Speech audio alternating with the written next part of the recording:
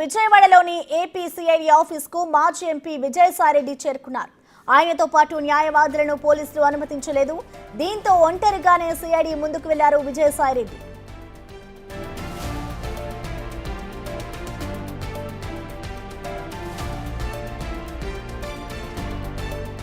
Kakinada port వాటాల కేసులో విజయసాయిరెడ్డిపై అభియోగాలున్నాయి. కేవీరావు ఫిర్యాదు చేయడంతో పలు సెక్షన్ల కింద కేసులు నమోదు చేశారు. ఇప్పటికే ఒకసారి విజయసాయిరెడ్డి విచారణకు వెళ్లొచ్చారు. కేసులో రాజీ పడినట్లుగా ప్రచారం కూడా జరిగింది. కానీ మళ్లీ విచారణకు పిలుపు రావడంతో కథ మొదటికి వచ్చినట్లు అయింది.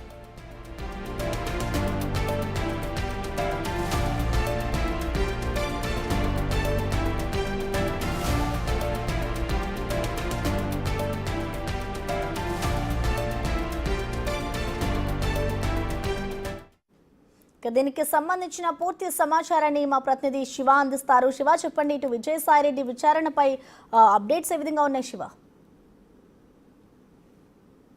రైట్, ప్రస్తుతం మొత్తం మీద చూసుకుంటే మాజీ ఎంపీ వైసీపీ నేత రాజీనామా చేశాడు. అయితే కాకినాడ పోర్టు వ్యవహారానికి సంబంధించి కూడా సిఐడి అధికారులు 6వ తేదీన నోటీస్ ఇచ్చారు. ఈరోజు మధ్యాహ్నం 11 లోపు విచారణకు రావాలని చెప్పి నోటీసులో పేర్కొన్నారు. కొద్దిసేపు క్రితమే విజయసాయిరెడ్డి విజయవాడ తాడిగడపలో ఉన్న సిఐడి ప్రాంతీయ కార్యాలయానికి చేరుకున్నారు. అయితే న్యాయవాదులను అనుమతించాలని చెప్పి కోరినప్పటికీ పోలీసులు మాత్రం న్యాయవాదిని అనుమతించలేదు. కేవలం వ్యక్తిగత విచారణ జరుగుతున్న సమయంలో మీరు ఒక్కరే విచారణకి హాజరు కావాలని చెప్పి స్పష్టంగా నోటీసులో పేర్కొన్నాం కాబట్టి మేము ఒక్కరినే విచారిస్తామని చెప్పి సిఐడి అధికారులు చెప్పారు. ఈ నేపథ్యంలో న్యాయవాదులు వెనక్కి వెళ్ళిపోవడంతో సిఐడికి సంబంధించిన విచారణకి సాయిరెడ్డి హాజరయ్యారు. దాదాపుగా 15 అంశాలకు అంటే 15 ప్రశ్నలకు సంబంధించి సాయిరెడ్డి సిఐడి అధికారులు ఏదైతే జి శ్రీనివాస్ డిఎస్పీ నేతృత్వంలో కూడా విచారణ కొనసాగుతున్నట్టు తెలుస్తోంది. ఇప్పటికే దాదాపుగా 40 నిమిషాల పైగా కూడా సిఐడి అధికారులు విజయసాయిరెడ్డిని ప్రశ్నిస్తున్నట్టు తెలుస్తోంది. మధ్యాహ్నం 3-4 గంటల వరకు కూడా ఈ విచారణ కొనసాగే అవకాశం కనిపిస్తుంది. ముఖ్యంగా కాకినాడ పోర్టు వ్యవహారానికి సంబంధించి ఎందుకు బలవంతంగా రాయించుకున్నారు, దీంట్లో ఎవరి పాత్ర ఉంది, ఎవరి డైరెక్షన్లు చేశారు,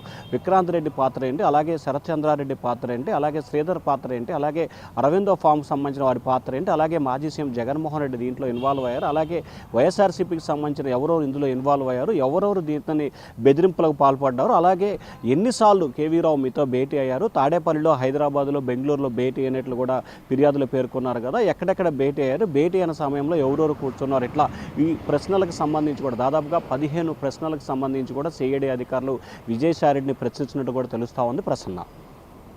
Shiva, right Shiva, thank you.